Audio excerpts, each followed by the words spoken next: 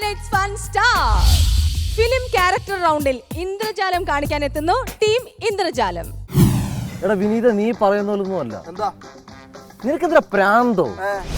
എടാ പഴയ കാലത്തുള്ള പഴയ ഹൊറർ സിനിമകള് അതിന്റെ ഒരു നാച്ചുറാലിറ്റി ഇപ്പോഴത്തെ നീ കൈയെടുത്ത് സംസാരിക്കുന്നു. ഉറക്കാൻ നിൽക്കാതെ.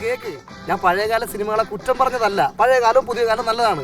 പക്ഷെ ഇപ്പോൾ ഉള്ള ഡ്രാക്കുള ആ സിനിമയ്ക്ക് എന്ത് വെറൈറ്റിയാ, 3D അല്ലേ? എടാ ആ വീണ്ടും ലിസ, യക്ഷി, അതൊക്കെ ഇരുന്ന് കഴിഞ്ഞാൽ ആ 2.5 മണിക്കൂർ കണ്ടിരിക്കും നമ്മള്. പേടിക്കും.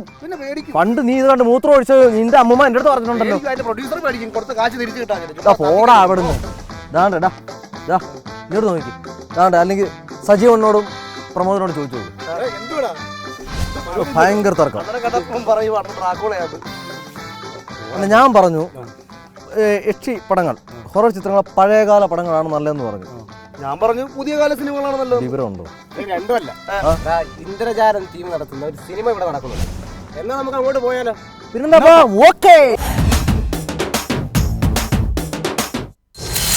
മലയാളത്തിലെ ഹൊറർ ചിത്രങ്ങളിൽ എക്കാലത്തെയും സൂപ്പർ ഹിറ്റ് ചിത്രമായ മണിച്ചിത്രത്താഴ് 1970കളിൽ എങ്ങനെയായിരിക്കാം ടീം ഇന്ദ്രജാലത്തിന്റെ ഹാസ്യഭാവനയിൽ. ഇത് ചെയ്തതാരാണെങ്കിലും ഞാൻ അവനെ പൂട്ടും. 10 രൂപ 50 പൈസ വിലയുള്ള ഗോദ്രേജിന്റെ താഴിട്ട് ഞാൻ പൂട്ടും. ഇത് അസത്യം, അസത്യം, അസത്യം. സണ്ണി, നീ വലിയ തിരക്കുള്ള ഡോക്ടറായി മാറിയല്ലേ? അത് നിനക്കെങ്ങനെ മനസ്സിലായി? നാട്ടുകാർ വടിവാളും കുറുവടിയുമായി നിന്റെ പുറകെ നടക്കുന്നത് ഞാൻ എന്റെ കണ്ണുകൊണ്ട് കണ്ടു. മാങ്ങയുള്ള മാവിലല്ലേ ആൾക്കാർ കല്ലെറിയൂ. അതിരിക്കട്ടെ, ഇവിടെ ആരാണ് രോഗി? എല്ലാവരെയും ഒന്ന് വിളിക്കൂ, ഞാനൊന്ന് കാണട്ടെ. ആ എന്തോ കളഞ്ഞുപോയ അണ്ണാനെ പോലെ വരുന്നതാണ് എന്റെ വലിയമ്മാവൻ. ഓഹോ, അപ്പോൾ ഇതാണ് നിന്റെ മാമ അല്ലേ? അങ്കിൾ, മാതുലൻ, അമ്മാവൻ എന്നാണ് ഞാൻ ഉദ്ദേശിച്ചത്. അവിടെ കണ്ണൻ തള്ളി നോക്കി നിൽക്കുന്നതാണ് എന്റെ കുഞ്ഞമ്മ. അപ്പോൾ ഇതാണ് നിന്റെ കുഞ്ഞമ്മ. ആ മൂലയ്ക്ക് കാലം കൊണ്ട് കളം മറിച്ചു നിൽക്കുന്നതാണ് ഇവിടുത്തെ വേലക്കാരി ശ്രീദേവി. ഇപ്പോൾ എനിക്കൊരു കാര്യം മനസ്സിലായി. ആർക്കാണ് ഇവിടെ രോഗമെന്ന്? ശ്രീദേവിയെ പൂട്ടിയിടണം. എന്തിനാണ് നീ ശ്രീദേവിയെ തന്നെ പൂട്ടിയിടുന്നത്? നിന്നെ എനിക്ക് നന്നായി അറിയാം. അതുകൊണ്ടാണ് ഞാൻ പറഞ്ഞത് ശ്രീദേവിയെ പൂട്ടിയിടണമെന്ന്. അവളെങ്കിലും രക്ഷപ്പെടട്ടെ. നകുല, നിന്റെ ഭാര്യ ഗംഗ എവിടെ പോകാനാണ് അവൾ ഇങ്ങനെ ധൃതി കൂട്ടുന്നത്? ആർക്കറിയാം, എനിക്കൊന്നും അറിയില്ല.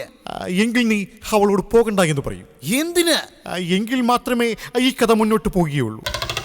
ഗംഗേ, നീ എവിടെ പോകുകയാണ്? ഞാൻ എവിടെ പോകാനാ? ഞാൻ എവിടെയും പോകുന്നില്ല. അല്ല, നീ എവിടെങ്കിലും പോയേ തീരൂ. എന്നിട്ട് വേണം നിങ്ങൾക്ക് വേലക്കാരി ശ്രീദേവിയുമായി ലക്ക. എന്തോന്ന് ലക്ക്? അതൊക്കെ നിന്റെ വെറും തോന്നല.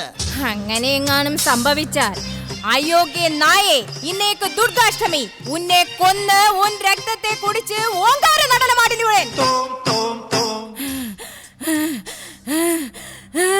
ഗംഗേ, അയ്യോ, എന്റെ ബോധം പോകുന്നു. എന്റെ കോടീശ്വരനായ പത്മനാഭ, വെളുക്കാൻ തേച്ചത് പാണ്ടായി പോയെന്നാണ് തോന്നുന്നത്.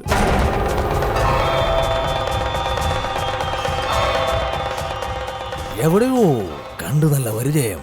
എത്ര ആലോചിച്ചിട്ടും അങ്ങോട്ട് പിടികിട്ടുന്നില്ല.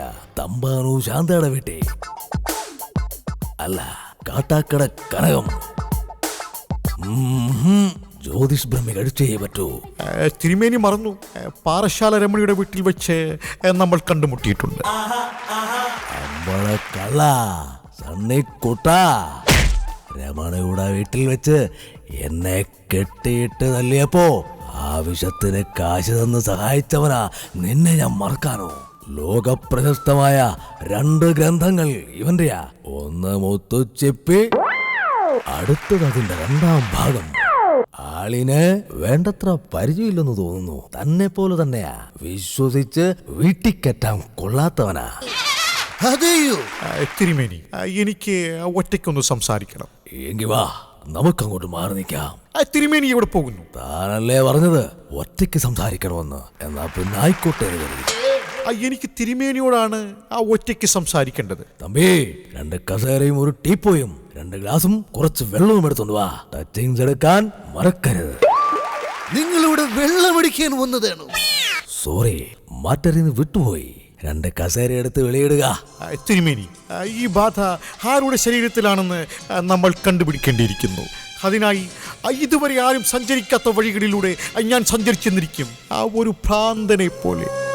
ശരിയാ, നിന്നെ ചെങ്ങലക്കിടാൻ സമയമായി.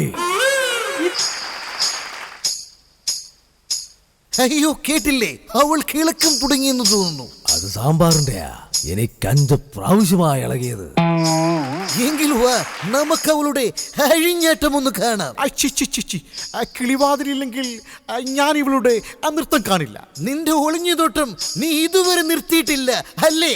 നിനക്കെന്താ ഇങ്ങനെ നേരെ നോക്കിയാൽ? Ramanatha, come here. ഇവൻ എന്തെങ്കിലുമൊക്കെ എന്ന് കാണിച്ചു കൂട്ടും. ആഹാ, കുറെ നാളായി നല്ലൊരു ക്യാമറ കണ്ടിട്ട്. ഈശ്വരാ, നിരാശപ്പെടുത്തരുതേ. ஒரு முறை வந்து பார்த்தாயா, நீ ஒரு முறை வந்து பார்த்தாயா, என் மனம் நீ அறிந்தாயோ. ഇനി തീരം തേടും തിരയുടെ പാട്ടിൻ താളലയത്തിലുണർന്നു മതാലസയായി. ഇന്നി പ്രേമം പൂക്കും മുകിലിൻ മേട്ടിൽ കാമമുറക്കമുണർന്നു വിലാസിനിയായി. നർത്തനം തുടരും മോഹിനി ഇവിടെ. നകുല, ഓജസ്സും തേജസ്സുമുള്ള ജീവനുള്ള നിന്റെ ഗംഗയെ തരാമെന്നാണ് ഞാൻ നിന്നോട് പറഞ്ഞത്. ഇനി നിന്റെ ഗംഗയെ നീ എവിടെ വേണമെങ്കിലും കൊണ്ടുപോയിക്കോളൂ. മാർക്കറ്റിലോ ചന്തയിലോ നിന്റെ കുഞ്ഞമ്മയുടെ വീട്ടിലോ എവിടെ വേണമെങ്കിലും. ഇങ്ങനെ ഒരു ഗംഗ തരാൻ വേണ്ടിയാണ് ഞാൻ ഇത്രയും കഷ്ടപ്പെട്ടത്. വിളിക്കൂ, നിന്റെ ഗംഗയെ വിളിക്കൂ. സവാഷ് മോനെ, സവാഷ്. നിന്റെ കഷ്ടപ്പാട് വെറുതെ ആയില്ല. രാമനാഥനെയും കൊണ്ട് അവള് കാറി കയറിപ്പോയി. പക്ഷെ അവള് ബുദ്ധിമതിയാ. ഈ വീടിന്റെ ആധാരവും കൊണ്ടാ അവൾ ഇറങ്ങിപ്പോയത്. സണ്ണി, നകുല, നീ എന്നോട് ക്ഷമിക്കണം. എനിക്കൊരബദ്ധം പറ്റിപ്പോയി. നിന്റെ കണ്ണുകൾ തെളിയിരിക്കുന്നത് കാണുമ്പോൾ എനിക്കറിയാം നിനക്ക് ദുഃഖമുണ്ടെന്ന്. ഞാൻ അവളെ തിരിച്ചു വിളിക്കാം. വേണ്ട. നീണ്ട 16 വർഷമായി ഒരു ഒഴിയാബാധയെ പോലെ നിന്ന ഇവളെ ഒരു നിമിഷം കൊണ്ട് നീ ഒഴിവാക്കിയതിന്റെ സന്തോഷത്തിലാണ് എന്റെ 2 കണ്ണുകളും തള്ളി നിൽക്കുന്നത്. ആധാരം പോയെങ്കിൽ പോട്ടെ, എന്റെ ജീവിതം തിരിച്ചു കിട്ടിയല്ലോ. നമുക്കിനി അടിച്ചു പൊളിക്കാം.